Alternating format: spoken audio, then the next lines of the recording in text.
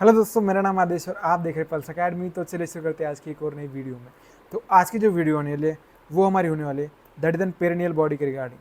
जो perineal body है एक इंपॉर्टेंट शॉर्ट नोट आती है आपकी एब्डोमिनल एनाटॉमी सीरीज में, राइट।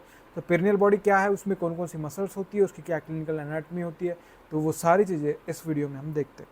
तो सबसे पहले पेरिनियल बॉडी क्या होती है, कैसे बनती है, वो देखते हैं। तो perineal body it is an wedge shaped mass. तो ये क्या होता है, वेज शेप्ड मास, मतलब अगर आपको ये समझा दो आपको यहाँ पे, तो perineal body it is an wedge shaped mass जो होता है, तो ये यहाँ पे होता है ऐसे, right. So it is an veg shape mass of fibromuscular tissue. Fibromuscular मतलब क्या, मसल से बनी होती है, राइट। तो वेज शेप मास होता है जो कि मसल से बना होता है, situated in the mid line of the junction of the urogenital and urogenital triangle that is anterior perineum and anal triangle that is posterior perineum between the lower end of the vagina and anal canal। मतलब क्या समझ रहा है कि अगर आपको ये यहाँ पे दिखाई दे तो ये ऊपर वाला जो ट्रायंगल रहेगा यूरोजेनाइटल ट्रायंगल रहेगा, नीचे वाला जो ट्रायंगल रहेगा ये रहेगा आपका एनल ट्रायंगल। तो इनके जंक्शन पे जो रहती है तो यहाँ पे ये रहेगी आपकी पेरिनियल बॉडी। तो यही चीज़ कह रहा है, right. So at the midline at the junction of urogenital triangle that is anterior perineum and anal triangle that is posterior perineum between the lower ends of vagina and anal canal। तो यहाँ पे जो होता है तो vagina and anal canal के बीच में ये होता है, राइट। तो इतना समझ में आया आपको।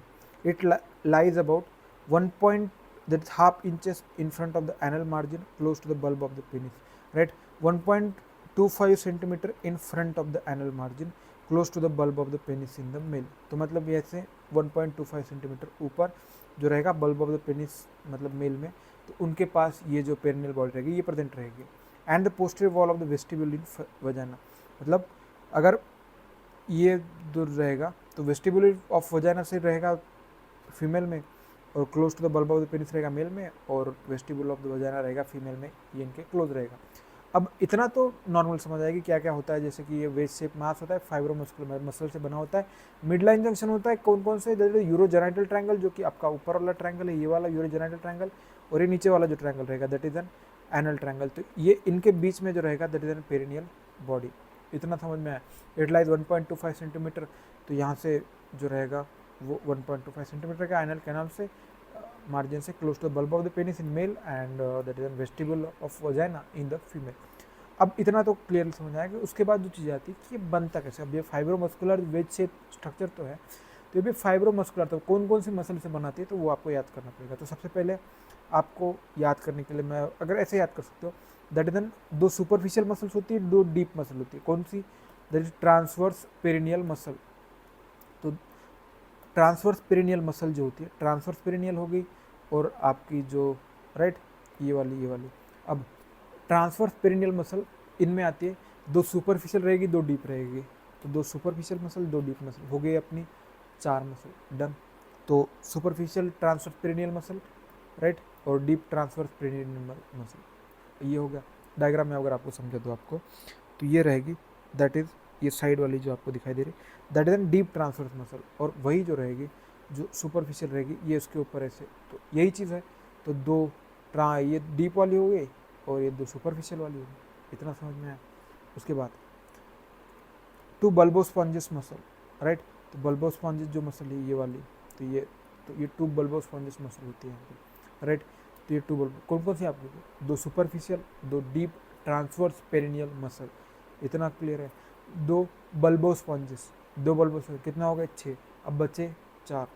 तो इसमें होती है 2 लिवेटर एनाई, बचे मतलब टोटल हुए 8। तो कौन कौन से हुए आपको, पहले तो 2 सुपरफिशियल ट्रांसवर्स पेरिनियल मसल हो गए, 2 डीप ट्रांसवर्स पेरिनियल मसल हो गए, ये हो गया। अब उसके बाद बल्बोस्पॉन्जिस है 2, तो 2 बल्बोस्पॉन्जिस हो गए। उसके बाद जो आएगी 2 लिवेटर एनाई मसल। तो 2 लिवेटर एनाई मसल अगर आपको मैं डायग्राम में दिखाऊँ तो ये लिवेटर एनाई मसल, तो ये यहाँ पे जो होती है, तो ये 2 लिवेटर एनाई मसल, राइट। तो ये हो गया। और अब 1 स्पिंक्टर एनाई मसल, तो स्पिंक्टर एनाई मसल जो रहेगी तो ये उसके कवर में रहेगी, राइट। तो 1 स्पिंक्टर एनाई मसल उसको कवर करेगी, and 1 longitudinal muscle coat of the anal canal. तो ये यहाँ पे शायद ये दिखेगी लॉन्गिट्यूडनल एनल, तो ये यहाँ पे इस डायग्राम में नहीं दिखेगी, उसको ले नेक्स्ट कोई डायग्राम देखना पड़ेगा। तो सबसे पहले तो मसल्स की एक बार देख लेते हैं। That is 2 superficial transverse perineal muscle, 2 deep transverse perineal muscle, ये जो इसके नीचे से जा रही है, ये चीज़ हो गई 4 हो गया। 2 बल्बोस्पॉन्जिस मसल होगी, राइट। उसके बाद ये लिवेटर एनाई 2 हो गई, एक हो गई आपकी स्फिंक्टर एनाई एक्सटर्नस, और जो आपकी लास्ट हुई 1 longitudinal muscle coat of the anal canal. तो इतना सारा चीज़ हो गई। अब ये हो गया पेरिनियल डायग्राम, तो आपको यहाँ पे पेरिनियल बनाना पड़ेगा, राइट। तो ये चीज़ हो गई। तो क्या क्या आपको ये डायग्राम को अगर क्वेश्चन आता है तो इसमें बनानी पड़ेगी। तो ये आपका ये डायफ्राम है, तो यहाँ पे ये जो पूरा मसल बनता है यहाँ पे पेरिनियल, तो इस पर ये इसकी ये मसल्स है यहाँ पे, राइट। तो ये इतना याद कर लीजिए, अगर नहीं याद होता है तो मैं जैसे समझाया उस थोड़ा बहुत लॉजिक लगा कि आपको याद हो जाएगा। अब उसके बाद जो देखते हैं कि पेरिनियल बॉडी का क्लिनिकल कोरिलेशन क्या आता है, कि भाई जो पेरिनियल बॉडी होती है वो इंपॉर्टेंट क्यों होती है। तो इसका एक क्लिनिकल कोरिलेशन आता है कि अगर डैमेज हो जाए, मतलब कभी अगर कोई सर्जरी कर जाए के टाइम पे अगर पेरिनियल बॉडी डैमेज होती है तो क्या चीज़ होती है, तो वो उसको हम देखते हैं। सबसे पहले perineal body it is an extremely important in the female. अभी फीमेल में बहुत ज़्यादा इंपॉर्टेंट होती है, क्यों? Due to the maintaining of the integrity. तो इंटीग्रिटी मेंटेन करती है pelvic diaphragm and providing support to the pelvic organ, right. तो पेल्विक डायफ्राम की जो इंटीग्रिटी मेंटेन करने का काम करती है वो करती है आपकी पेरिनियल बॉडी। दूसरी चीज़ करती है कि आपके जितने भी ऑर्गन्स है पेल्विक ऑर्गन्स उसको सपोर्ट प्रोवाइड करना इसका काम है। अब ये डैमेज कब होती है? It is damage during the difficult child birth और कट एडवेंटली ड्यूरिंग द इपिजियोटमी।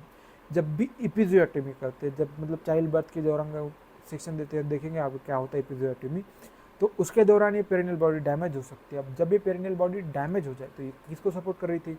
तुम्हारे जो पेल्विक डायफ्राम है उसको सपोर्ट इंटीग्रिटी मेंटेन कर रही थी, और सपोर्ट तुम्हारे पेल्विक ऑर्गन को ये करेगी।